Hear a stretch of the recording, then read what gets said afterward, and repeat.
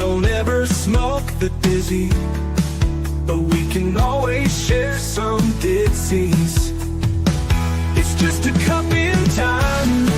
This song doesn't have to run. Life's all of us, not every moment we can be feeling fine.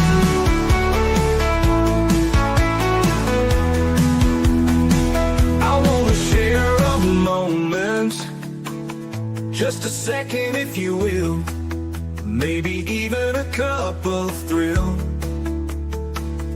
We could share this performance. It's tea time, come sit with me. Well, welcome guys, Miss Liz in the house, and I am here with the incredible Bob Schober. I hope I'm saying his last name right. If not, I'll get him to pronounce it when he gets up here. But before we get started, we're going to get you guys over to all those good platforms: Facebook, TikTok, Instagram, LinkedIn, Twitch, all of those good platforms. And if I haven't mentioned those platforms, check out the other ones, Blue Sky, all those good other ones that are Lemon 8, I believe, are all there. Miss Liz is on all of those platforms. Also, check out all the podcast apps, Spotify, Podbean, Listen Notes, iHeartRadio, all those good platforms. Miss Liz is there as well. And also check out babyboomers.org because they are partnered with Miss Liz. And if you'd like to see any other podcasts, they have many, many podcasts there if you're looking to be on different shows and different platforms as well. But before we get started, we're going to do a disclaimer and then a beautiful intro, and then we're going to get Bob in here and we're going to spill his tea. And tonight's tea is Homeless, Hustle, and Figure Success, Inspiring Generosity in Real Time. That is the tea we are serving in tonight's house. Disclaimer: Miss Liz's Tea Time live show. Miss Liz's Tea Time is a global platform dedicating to sharing real life stories, diverse perspectives, and meaningful conversations that are inspire awareness, healing, and connection. I, Miss Liz, is going live using StreamYard. Before leaving a comment during the live broadcast, please grant StreamYard permission to display your name at StreamYard.com. Please be advised that all the content brought forward during any Tea Time show is presented in good faith. However, discussions may include opinions, beliefs, and perspectives that do not necessarily represent the views of Miss Liz or the Tea Time platform.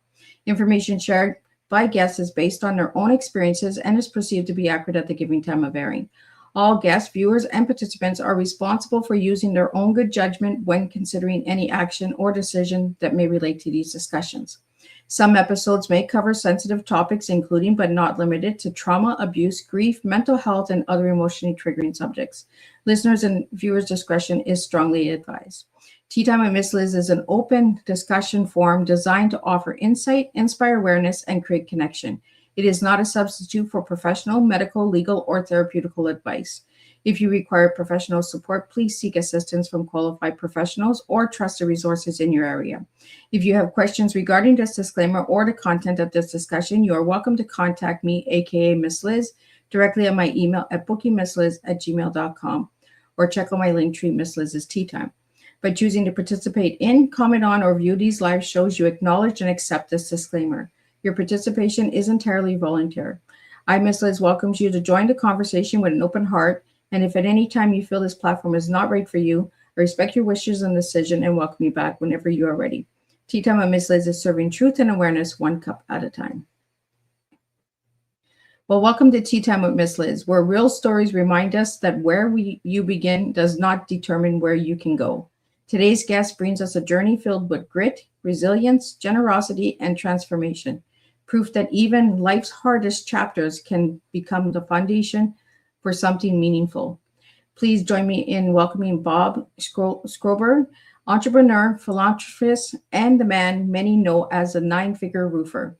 Before building a highly successful roofing company and becoming known for his viral acts of generosity and community impact, Bob's experienced homelessness and hardship firsthand.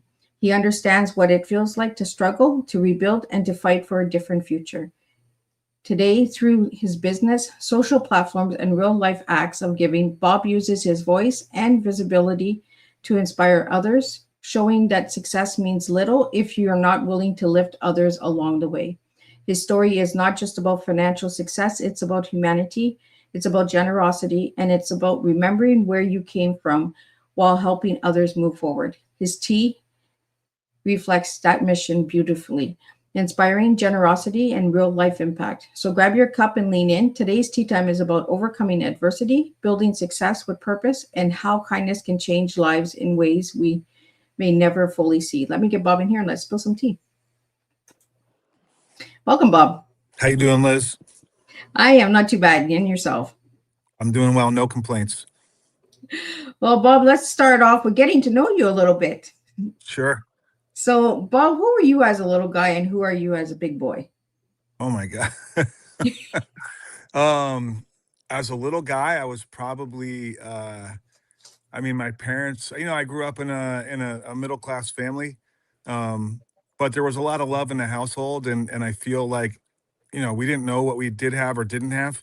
Um, my father was kind of like my best friend, my higher power, and my dad all rolled up into one. And I would say really, until probably the age of 8, kind of an amazing childhood. And then my mom and dad split, and my dad was constantly coming and going. So that kind of left a mark.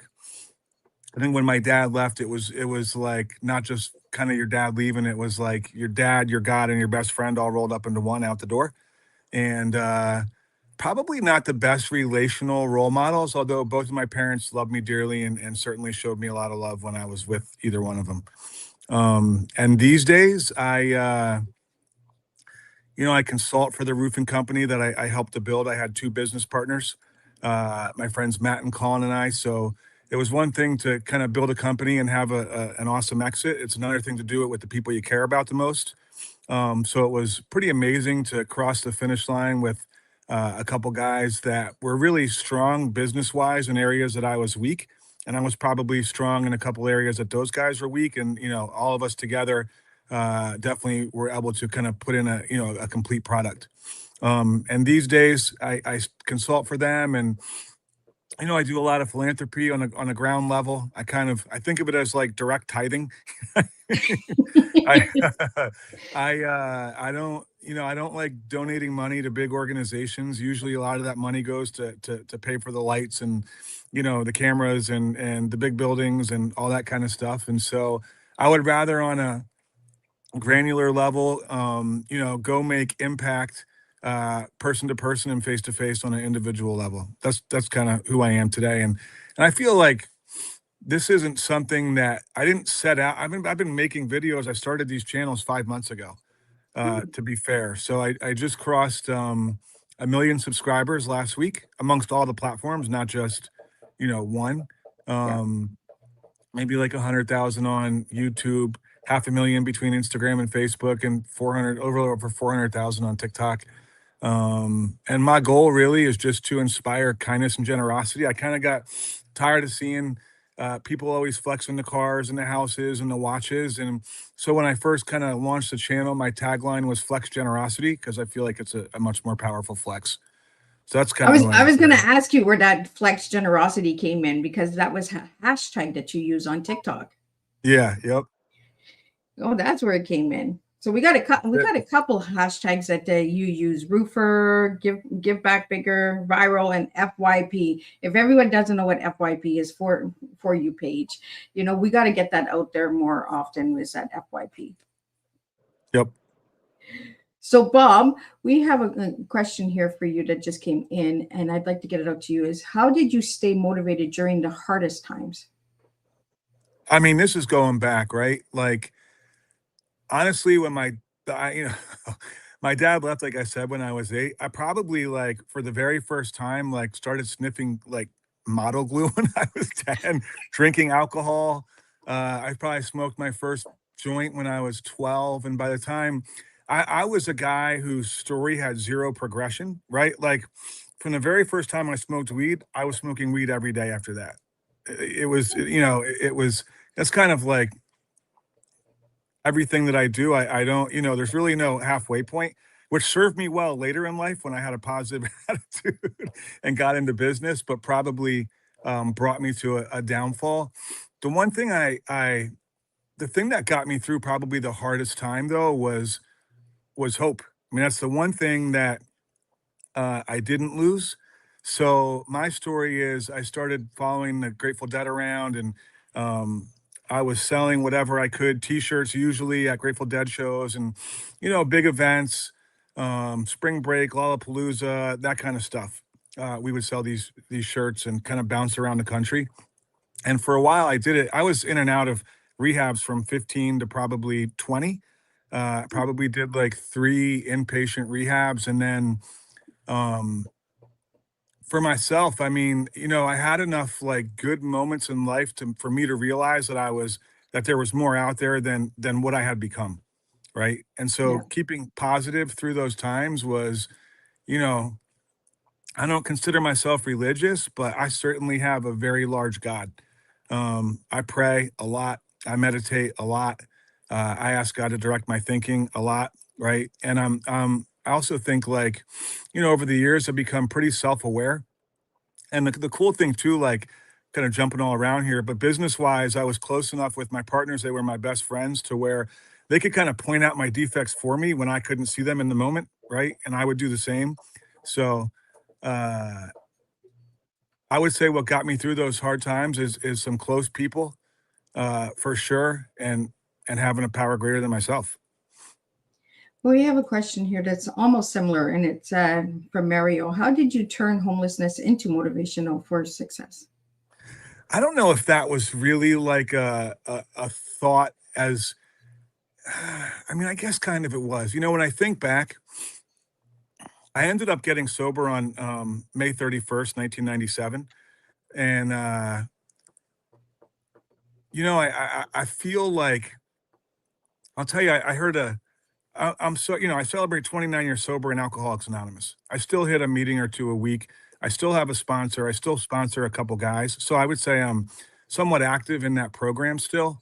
I believe it's my duty and my job to give back, right? I've been paid and rewarded so much.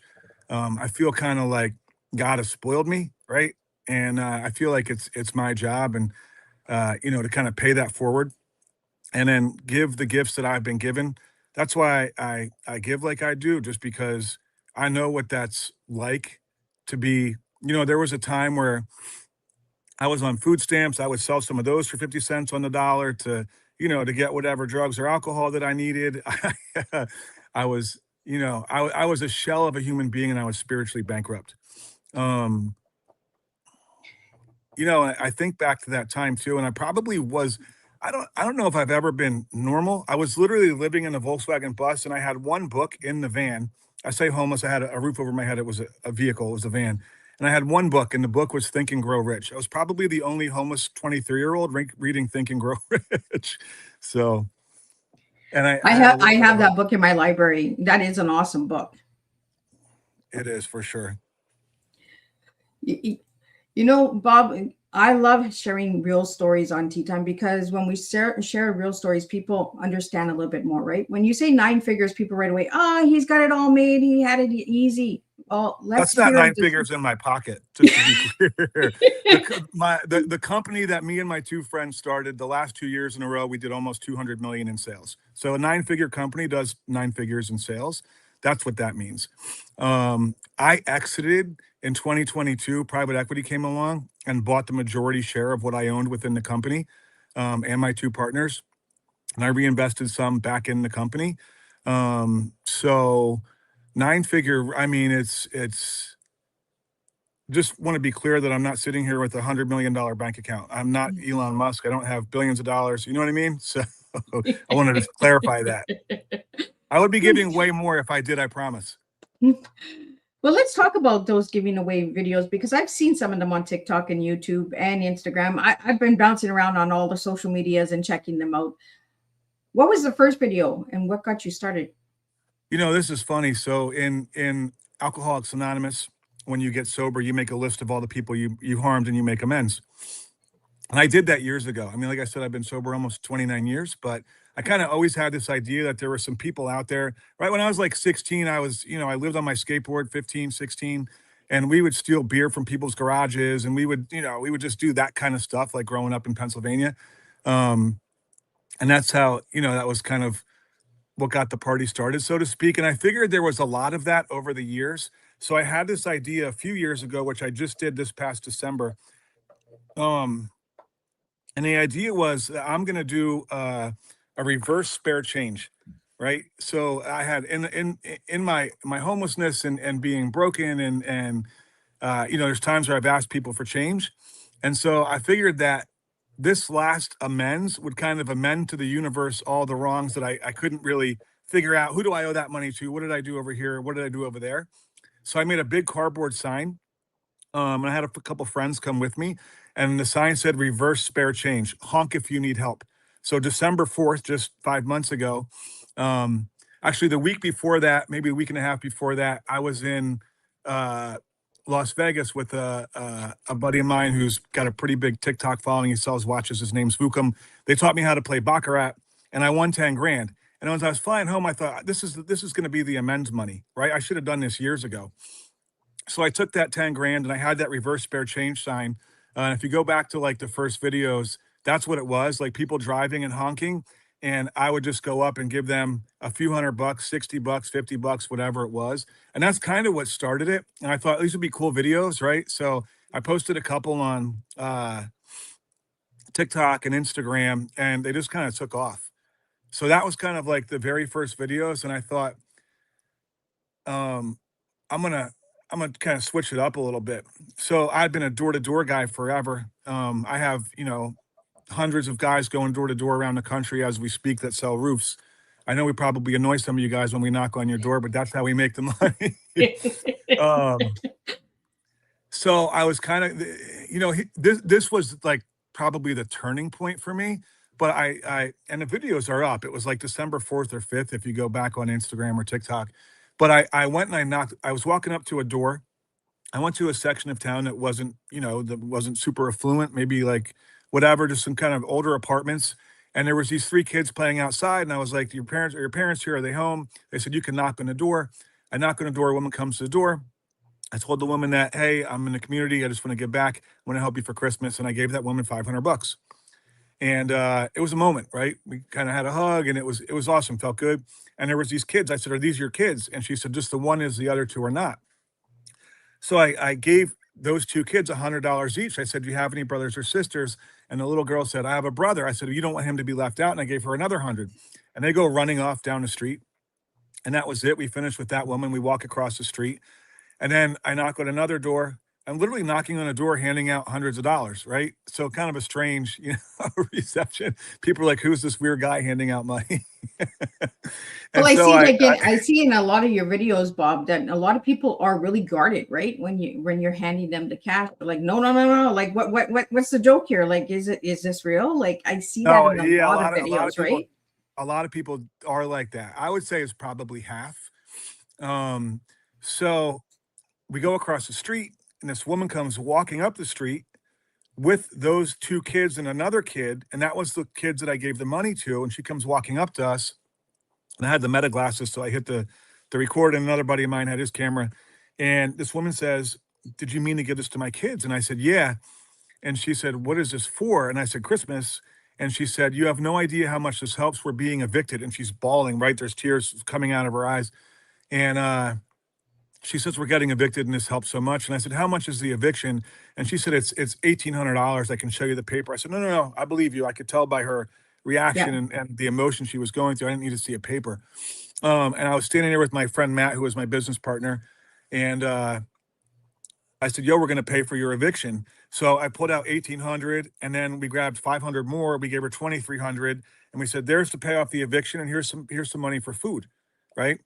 And that was it. I walked away from there feeling like, "Holy shit, that feels amazing," right? So I posted that video maybe like an hour later, and then I got a phone call or a text message from a friend of mine on the East Coast. Very, very, very successful guy, super successful. Um, and this guy says, "Hey Bob, I just saw the video that you posted. That little boy standing next to her was me when I was his age." He said, "I'm going to send you $50,000 on Monday, and I want you to change your life." And I said, Get the f out of here! I don't want to swear on your podcast." I No, said, you're allowed. We're on an adult okay. podcast. I said, "Dude, get the fuck out of here." He's like, "No, I'm serious." And he literally on Monday morning he wired me $50,000, and I was like, "This is incredible." So I went back to the door that I knocked on where the kids were, and I said, "Hey, I don't know who this woman was. she got me her phone number. We ended up connecting. I had that woman come into the office, and when she got to the office, she took an Uber. I paid for the Uber. When she got to the office, she was kind of dry. I said, "You're all dressed up." She goes, "My kids showed me the TikTok." And so we went into the conference room at the Pro West office, and we sat down. I said, "Listen, I had a very wealthy friend see the video that we put up the other day, and he was really moved, and he sent me 50 grand to help you out." And she was like, "What?" And I said, "Who's your property management company?"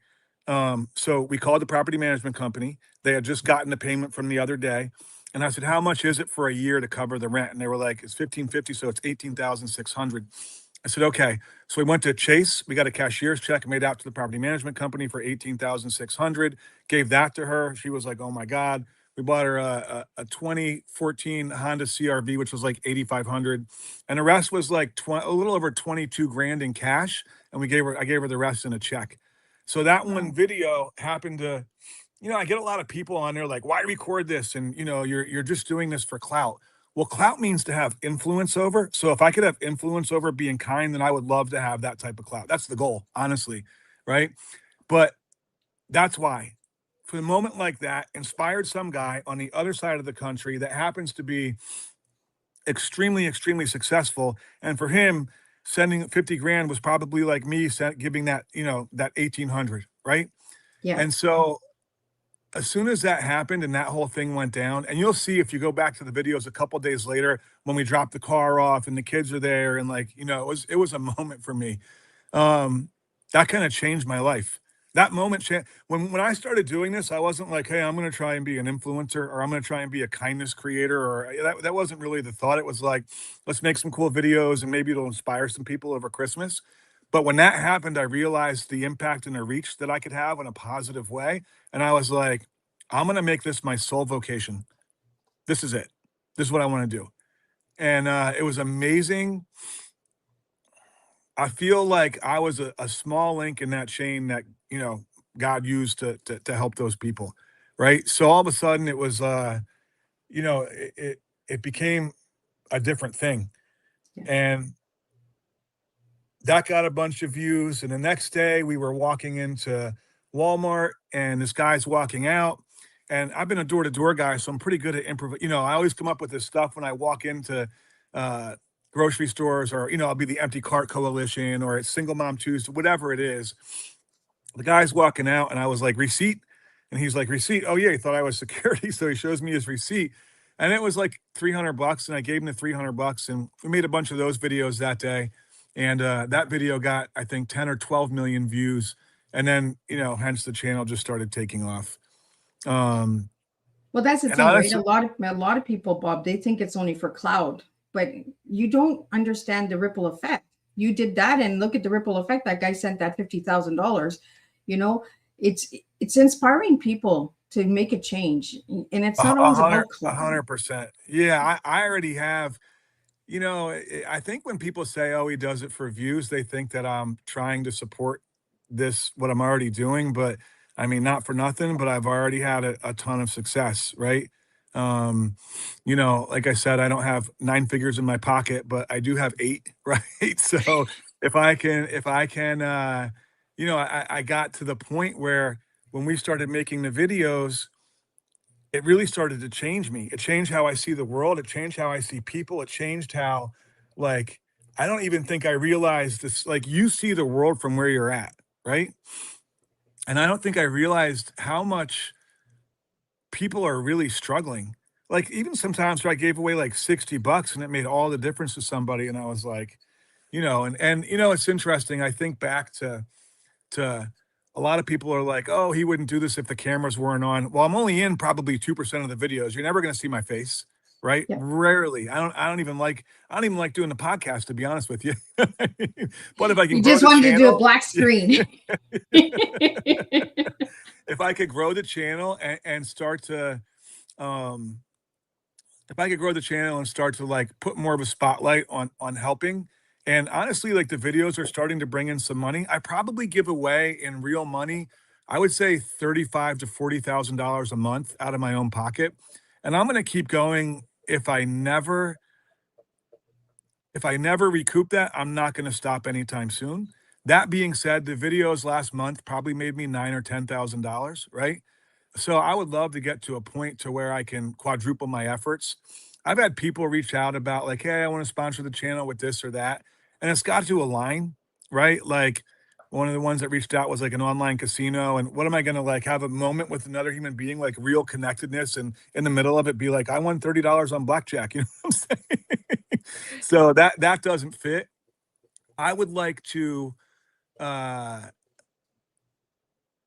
I would like to leave a big impact. And I'm doing stuff right now business-wise, kind of separate um, from all the videos where I'll be able to really like impact people on a much larger level. Like I'm starting something new that I think will have a humongous reach, and I'll be able to quadruple who I help. And to be clear, like between all the channels, I literally get thousands of DMs a week, and I can't help everybody. It's almost Yeah. annoying that I can't help everybody, right? Like, and the DMs are, you know, some are probably true, some are probably lies.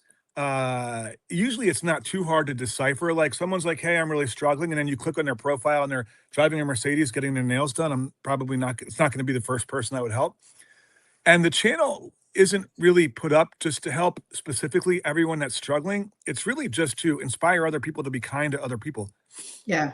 I got some shit in a video for giving a woman in a BMW a couple $100 for being paid to park, right? They're like, "Why'd you help her? She had a BMW." And I just think like, if she has money, then hopefully that inspires her to help out here and there, right? That's kind of the goal. So Absolutely. You know, it's that ripple effect. You know, one person does it, then the next person.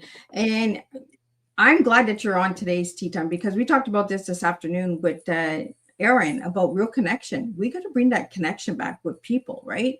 yeah, And when you have like this comment that is here from a podcast show, success with purpose hits different. It does. It hits different. It's not for the likes and the views and all of that. It hits different when you have a purpose behind it. We have a couple more questions here, Bob, that I just want to get out to you. sure. The next one that comes in from Joe Soul Show. Did you ever imagine your journey would inspire so many people? You know, that's a good question too.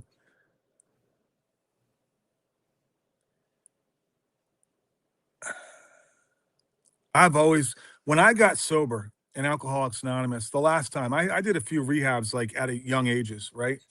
When I got sober the last time, I had a guy put me up on his couch for the first couple months, um, and put a roof over my head and gave me some food and fed me and like got me going to meetings and gave me a job, and I have done that my entire life. No cameras. I've taken complete strangers, homeless, and let them kick dope on my couch on multiple occasions. I owned me and my two partners in the roofing company in 2016. We started a rehab called Evolution Way, and it's no longer up. It went out of business. But for the 3 years, 3.5 years we were in business, we gave away over 150 scholarships, like for free. Just people that would call crying, broken, strung out, and we just put them up. Um, I do feel like that's kind of the, you know, when we started the roofing company, I'd always been an entrepreneur, right, from the time I was young. But when we started the roofing company, I thought to myself, I'm going to teach other people how to make 100 grand a year. Like you know, this was 2011. I learned how to make good money, and my whole focus was not on what can I get, what can I put in my pocket. It was like, let me take my friends who are getting sober, or maybe they've done some prison time for some drug charges or whatever it was, and teach them how to do what I'm doing. And that was the focus. And we built a company on that. Even today, I mean, there's some pretty amazing stuff happening around me, and it's absolutely amazing. So right now, in most of the prisons, there's tablets, and hold on one second. Okay, and on these tablets, there's different apps, and so our company created an app called "From the Yard to 100K," and we have a lot of guys that used to be in prison that work for us, and just kind of testimonials and teaching people how to do roofing. So when they come out, they can get into the field. And we've had 12 people so far come out and start roofing that are having awesome success.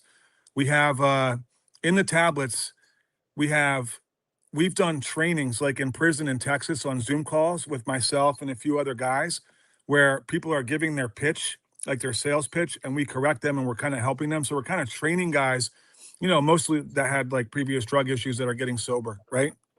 And it's an amazing thing to be a part of. And what an incredible workforce. Really, like guys come out. I think a lot of guys are sometimes making up for lost time. And we have an awesome culture at the company, and they can plug into that with guys that have been, through the exact same thing. And so there's just amazing stuff. I'm kind of getting off on a tangent here, but it's just amazing things happening. No, And it's that's okay. awesome This to be is part your of. tea time. This is your time to share, Bob. This is your time.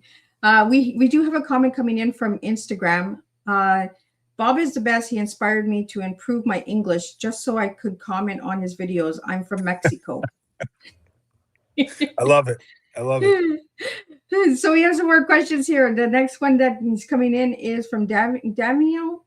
I hope I'm saying it right. What inspired the hashtag Flex Generosity movement? As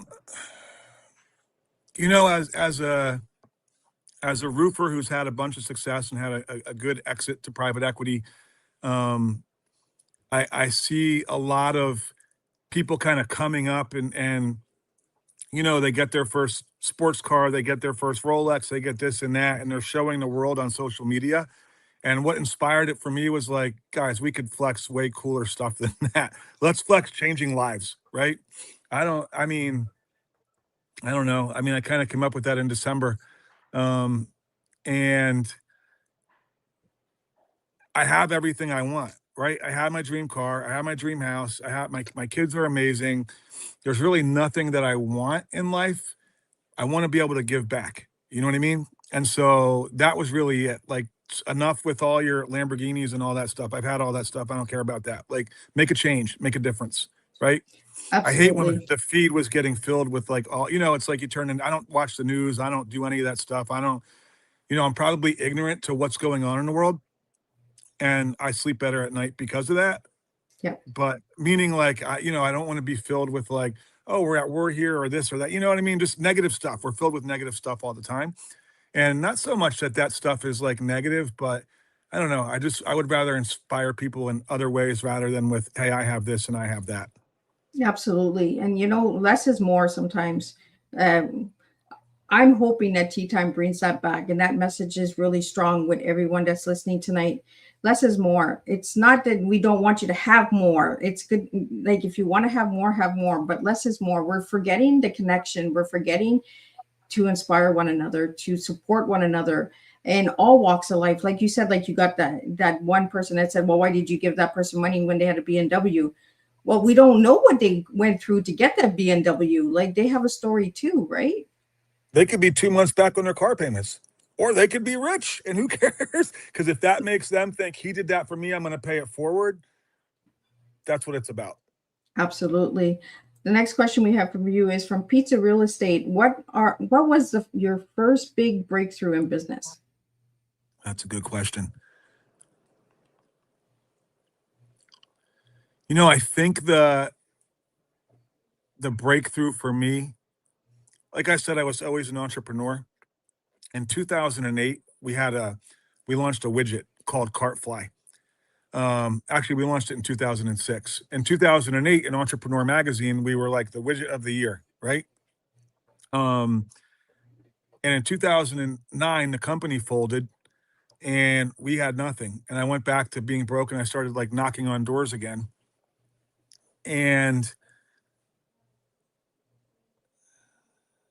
I feel like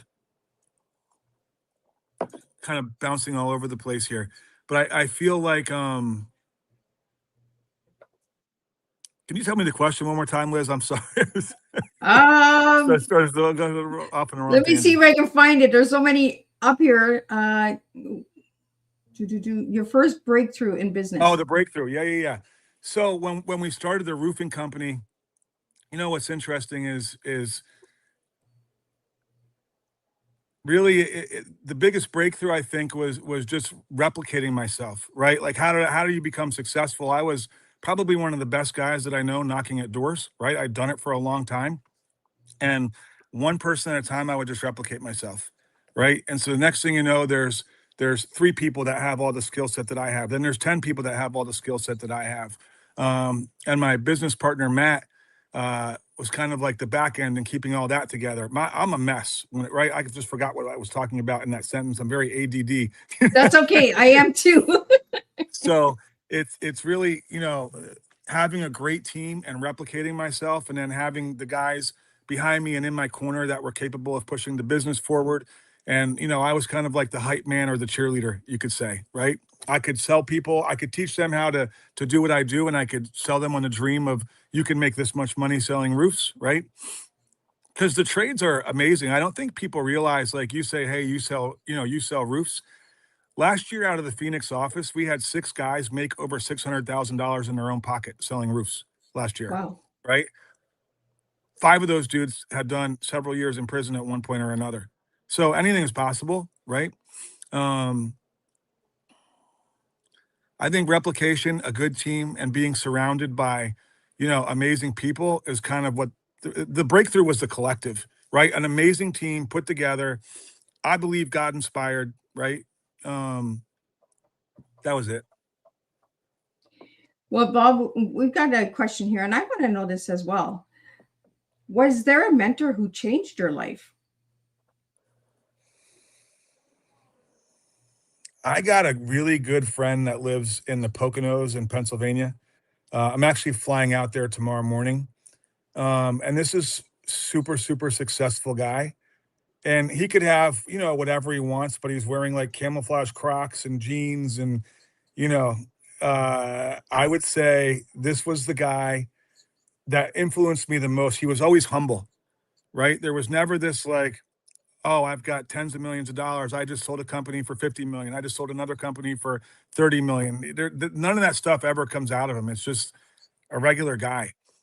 That was probably my biggest mentor. Um, it's easy when you start making money, and I made a lot of bad financial decisions in my life. I made some good ones too, but it's easy to let stuff go to your head. And having somebody like that that's grounded, that I looked up to, probably helped to keep me grounded.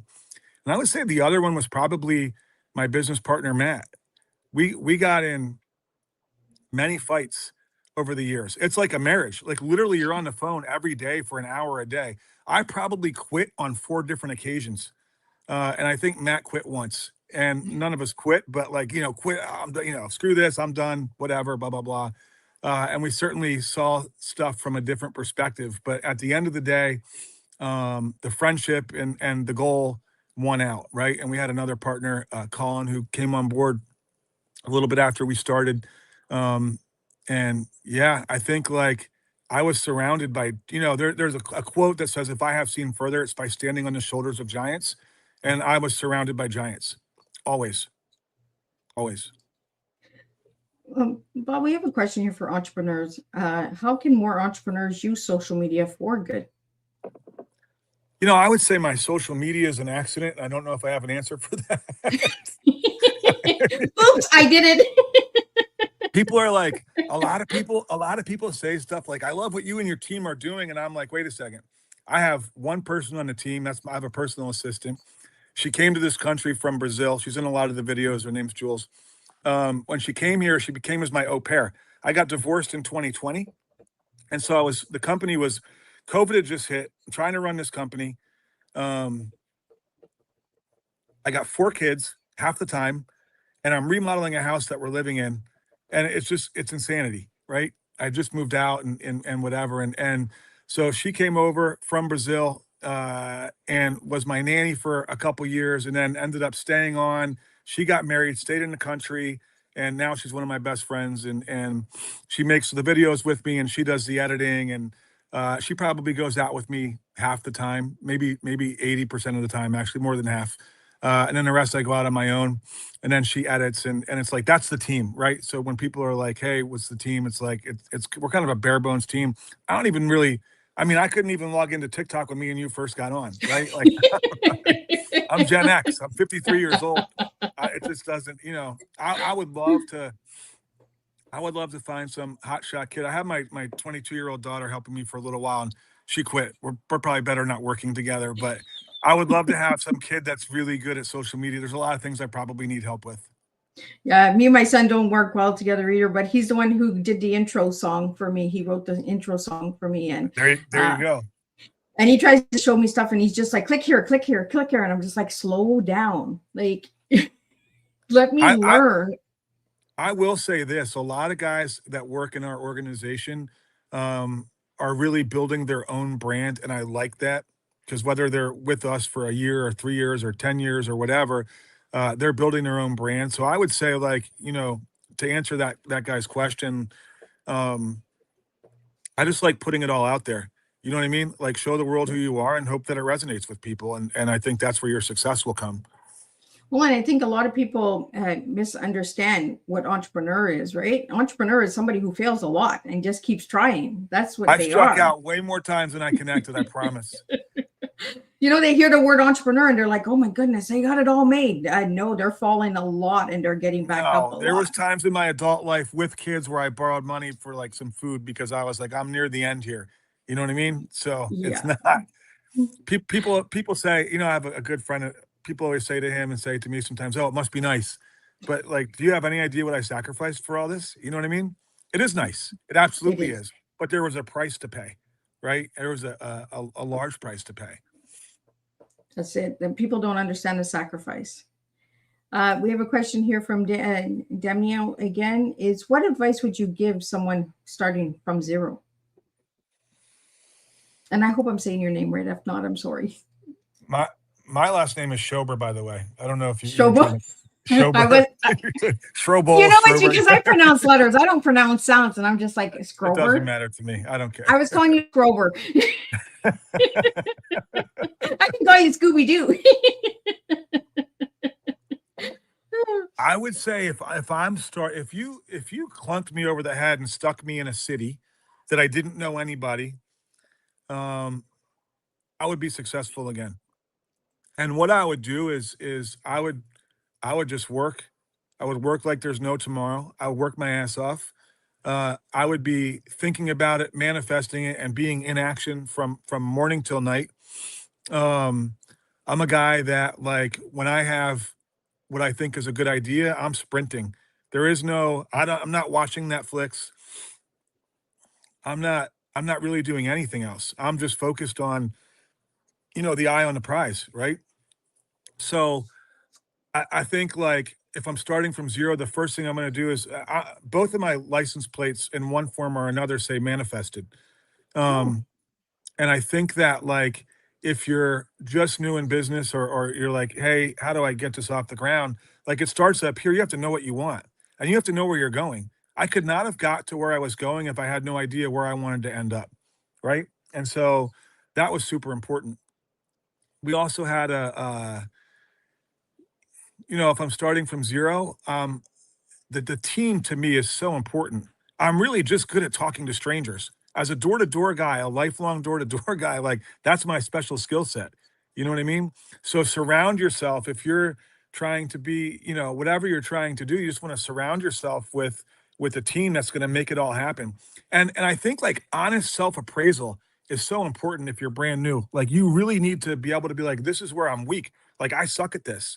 And not in a self-deprecating way, but in a way that, like, hey, can I hire for this? Can I put somebody on a team that makes that, that area of me strong?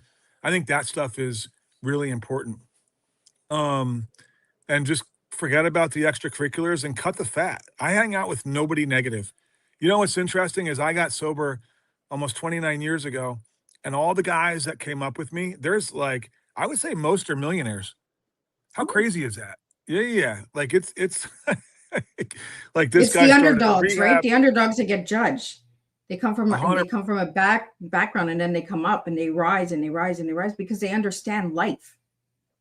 But if you look at, like, the amount of success that came out of this, like, this group of, like, alcoholic drug addict and alcoholic 20-some-year-olds that kind of all got sober together and all rebuilt their lives together and all found some kind of God together. and all that wanted to be of service together. And then you look at those lives and you have like, you know, a couple people that own rehabs, a couple people in the trades, right? Like guys selling their companies for tens of millions of dollars. And I don't think that's an accident. Yeah. When I started the company, and my father died in 2014, but when me and when I started and my friends started the company, um, my father says, why are you starting a roofing company? There's 5,000 roofing companies in Phoenix, Arizona. That's not a very good idea. And I was like, my own dad. Now, let's be clear. I was like 37, right? Before that, and I borrowed money from him to go sell roofs in Kansas. You know what I mean? So in my 30s, I'm borrowing money from my father. Um, my karma's getting me right back now with all my kids, but I mean, you can't, you know, that's really strong advice too, is don't listen to the naysayers. If you're starting from zero and you have people shitting on your dream, pay no attention to it. And honestly, turn the volume down and just compartmentalize that and put it away. Because you can have people talk you out of your dream. Absolutely, you can. The next question we have here for you, Bob, is from James Show, and it's, what's the biggest lesson adversity taught you? Don't quit before the miracle happens. Oh, Yeah, that's the biggest lesson. There were times when I mean, probably like 2000 and maybe like 18, where I wanted to sell my chunk of the company for nowhere near what I ended up getting a few years later, right? I almost quit before the miracle happened. And luckily I had like grounded friends and partners that are like, dude, you're not quitting. We're not letting you quit. You know what I mean? Like, don't be yeah. stupid. Don't be a quitter. Yes. Fall down, but get back up. Yeah, you're gonna take a couple punches and you're gonna get a couple black eyes and some scrapes. And you know, when I think back to like what those punches look like, right? Like, I mean, it cost me a marriage, right? I mean, I was so focused on, this was a big lesson for me because I was so focused on like financial success that I didn't really like, that kind of overshadowed some of the other success that was equally as important. Yeah. And hindsight is always 2020. You walk into a situation and then stuff happens and you're like, oh, that happened because of this. But no, really, that happened because of this over here. Right. So I think it's like really important to stay grounded and you know, sometimes you plant a seed with somebody and this thing, you know, this tree comes and bears all this fruit, and you're not eating fruit with the person that you planted the seed with. Yeah. And that was probably the most ironic. Um, but yeah, don't quit before the miracle happens. I think that's you know, that's the best advice. Just keep going. Right. And fall down and get back up. That's what I tell my kids all the time. Just fall. Try and fall once in a while. Like, you don't always have to be up, up, up, up, up, up. Slow down, fall down, get down. You know, it's like when a kid falls and they scrape their knee. You tell them to get back up, right? Yep. So that's how I taught my kids. I like, fall down and get back up, because they're always like, Mom, how do you do it? And I was just like, I just keep getting back up. People hated that Mom keeps getting back up. Like, just get up. Like, Yeah. And keep your priorities in order. There's a lot of things I could have done better. I don't regret any of it because it brought me to where I'm at today. And I wholeheartedly believe that I'm doing exactly what God wants me to be doing right now with my life. So, absolutely. So, Bob, do you consider yourself really spiritual? yeah, I mean, maybe I've been to church 5 times in the last year. I'm really not a church guy. But certainly I believe in, you know, I got a strong faith. Like I said, I pray, I meditate. Um, I believe that I have what I have uh, because I found a God, right? Yeah. Like I don't, you know, I just don't, of myself. I'm not really, you know, I didn't amount to much, you know what I mean? But when I came and I got sober and I tried a different way of life and I started like trying to, you know, I think like when you're drinking and you're doing drugs, like a lot of people turn into WIIFM, right? Like what's in it for me, right? Yeah. And then, you know, you start thinking about others and about how can I make a difference and how can I do this and how can I do that? And yeah. Well, we have a question here from Strategy Show that I want to get out, is what motivates you to keep giving back every day? So what gets you up in the morning and says, you know what, I'm going to give back today?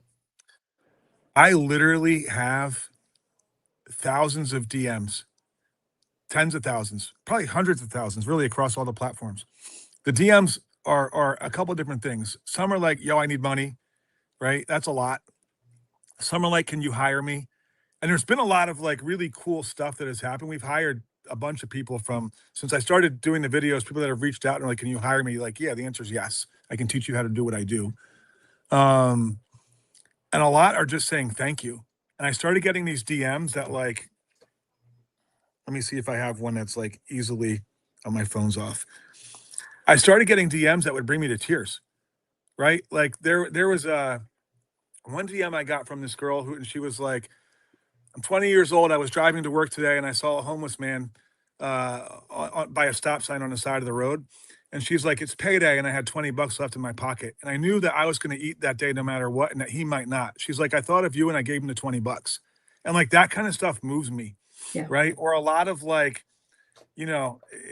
really kind of just amazing stuff. Let me, I don't want to take up too much time here trying to find one, but I have like hundreds of ones that like are super emotional. And that kind of shows me like the impact and the reach that what I'm doing is having. And it's way bigger than me. That's what motivates me to keep going every day. And I try and do, I went out today and sometimes I'll go into a store and I'll walk around for 20 minutes and I won't see anyone where I'm like, I just go to the next store.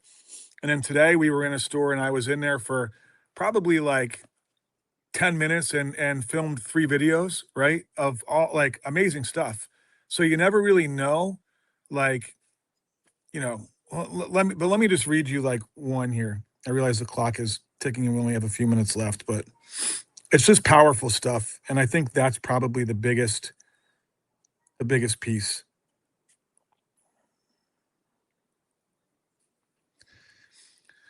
So like there's stuff like this, like been watching your videos. Thank you for all you do. Your videos inspire me to push through the hard days. God bless you. Hey, Bob, great way to spread Christmas joy. I just donated $1,500 to a needy family because in my neck of the woods, because you inspired me. Honestly, we already donated a lot, but I said to my husband, Bob, we can give more this year and follow Bob, your example. So nowhere near what you are doing, but if everyone is inspired by you as we were, it's going to make a big difference for many more people in need. Bravo, and thank you so much for setting such a great example of what the Christmas season is really about. It's like that kind of stuff. And here, I'll just read this last one because this one got me, and this is going back a couple months. Hey, Bob, I just wanted to say thank you for what you're doing for our fellow humans. You're truly making a difference. I just spent 10 minutes showing my 6-year-old daughter some of your clips of kindness. She looked at me with a small tear in her eye and said, those people really needed help, and he was there for them. I want to give him a hug and tell him thank you. Then she said that one day when she can, she wants to be able to help like you. Now I've got a tear in my eye. Thank you so much. Merry Christmas to you and your family. Stay awesome. It's like that, like when that stuff is flooding in, I'm like, how can I not, like what I'm doing is impactful. Do you know what I mean? Absolutely. And more so for the people that I'm helping, right? Like, yeah. It's the purpose, right? It's the purpose behind it. You're not just doing it for clout. You're doing it for purpose. And when you go into a store, like you just said, you walk around a store 20 minutes and you go to a different store. Do you feel like you're being drawn to certain people when you're in a store or? Yeah, I do feel like that. And then you hear all the stories, right? Like some of the videos that I've watched, I'm just like, was he pulled that direction? Like, was there something the little kid winked at him or kind of gave you that, like, like there are angels out there. And when I watch your videos, I see the people light up. Sometimes it backfires because like at Christmas, I was doing this thing where I was like, yo, you dropped something. And I had, a few $100 in my hand.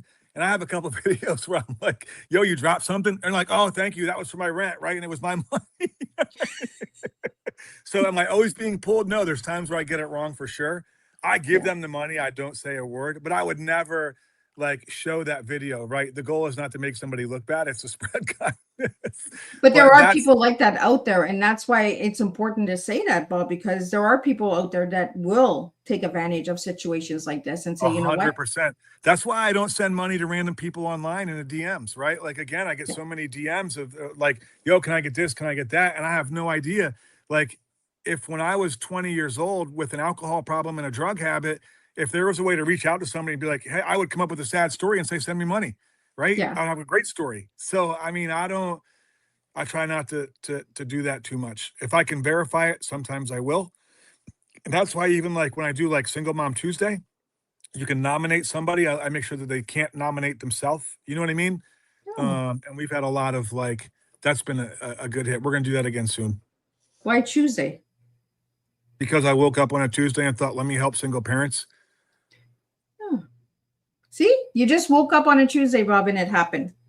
That's the way it's done. Yeah, Well, we have a couple lightning bolt questions here. We're almost at the end here. I want to get them sure. up to you. So, one word for your journey would be what, Bob? Extraordinary. You know, I had this fear growing up of having a mediocre life, and I didn't want to get caught. Like I watched my dad work 50, 60 hours a week for decades. Um, and that kind of scared me. And he was always at the games, right? I wanted to kind of go for broke. I didn't want to get, and there's nothing wrong with it. I mean, my sister does it. My brother, you know what I mean? Like there's a lot, my brother, like a lot of people that's how life is. And that's fine. There's nothing wrong with it. But I feel like there was a fear of mediocrity that just drove me. I just figured I wasn't built like that. And it had to be something different. And extraordinary things have happened in my life. Um, the journey has been extraordinary. The next one, hustle or heart? Which builds you more? I would say that hustling with heart builds you the most. Oh, so join them together. Yeah, for sure. That's what I do. What does generosity look like in action? Being selfless, that it's much bigger than me and my problems. And A if moment. anything else, like it gets you out of your problems. You know, before I started filming anything, if I was having a bad day, like over the last few years, I would like grab a grand and just go hand it out to people, right? Like it's really, it gets you out of yourself. When you're handing money over, Bob, how do you feel? Does it feel like you're releasing energy or giving energy? How does it feel to you? I told you I'm huge into manifestation and I know that my life is going to be abundant no matter what. Um, my portfolio is ridiculously down in the last 6 months, right? And I never once thought, oh, I should slow down. I just know that like I have an abundant life. I know that God's got me. You know what I mean? I'm in good hands. So whatever happens, happens. I'm not worried about anything. A moment you'll never forget.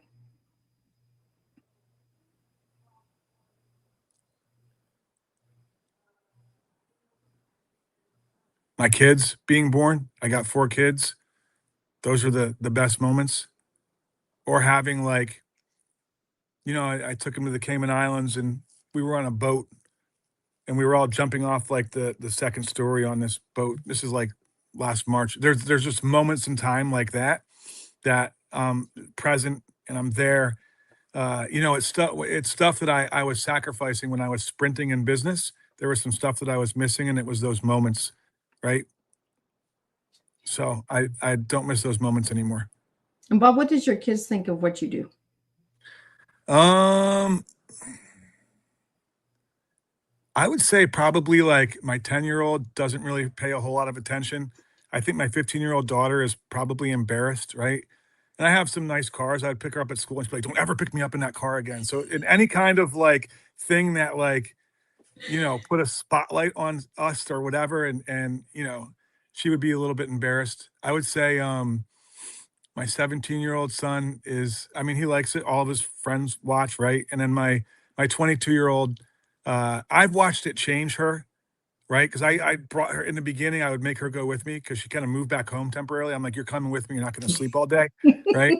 And there was this one where it's one of my favorites, but this woman was saying she wished she could buy this TV. I was like, yo, I got it for you. And we took her on a shopping spree. My daughter was pushing her around in a wheelchair. And when my daughter woke up, she was like this scathing, kind of angry, like, "Arr." And I was like, you're coming with me. And we went and did that. And I watched her whole attitude change as she pushed this woman around the store. It was awesome. I love that you shared all the experiences of all the different ages, right? Because when my kids look at me, my one of my kids is like, Mom, what are you doing? Like, why are you doing that for? And then my other one's like, Mom, keep going. Like, you know, so each child has their own experience through the journeys as well of what their parents do. So Bob, what would be your final message for everybody out there tonight on Tea Time? You don't have to have millions of dollars to make a difference in somebody's life. You don't need money to make a difference in somebody's life. When I was taking literally homeless people off the street and giving them a place to crash and helping them get sober, I had no money back then, right? So give what you can give to make that difference, right? Help where you can be helpful. I think a lot of people just want to be seen and they want to be heard, right? Like there's a lot of people that probably don't have a voice that need that. So give people a voice and give them, visibility. You can make a humongous difference without having money. Absolutely. Well, thank you, Bob, for sitting with me and having tea and, or coffee, whatever we're drinking, whatever's in our mugs, nobody knows. Miss Liz is not drinking tea tonight. I am drinking a coffee mocha or whatever. I made my own creation. It's hot chocolate and coffee mixed together. So, but I want to just thank everybody for joining me on Tea Time. And Bob, thank you for sharing your story and for the work that you're doing. Keep doing what you're doing. Keep blessing people, because God is blessing you as well. I'm just going to do a quick wrap up, and then we'll be back here tomorrow and we'll do Tea Time all over again. What an inspiring and grounded conversation. Bob, thank you for sharing your journey so openly and honestly. Your story reminds us that success is not measured only by numbers, titles, or achievements. It's measured by how we treat people and what we choose to do once we rise. Tonight, we were reminded that hardship does not define the person forever. Sometimes the very struggles we survive become the reason we can understand, support, and inspire others more deeply. From homelessness to entrepreneurship, from survival to service, your journey shows that resilience and generosity can exist side by side. And perhaps most importantly, your story reminds us that kindness is real, time matters. Not someday, but when it's convenient, but now. Here is something to carry with you after this tea time. If you were given another chance in life, would you use it only to rise yourself or to help others rise too? Because true success is not just about building wealth, it is about building impact. Until our next cup, keep sharing, keep showing kindness, and keep creating opportunities. And keep remembering that even the smallest acts of generosity can change someone's life. And I'll see everybody tomorrow, and we'll do this all over again. Thanks, Liz.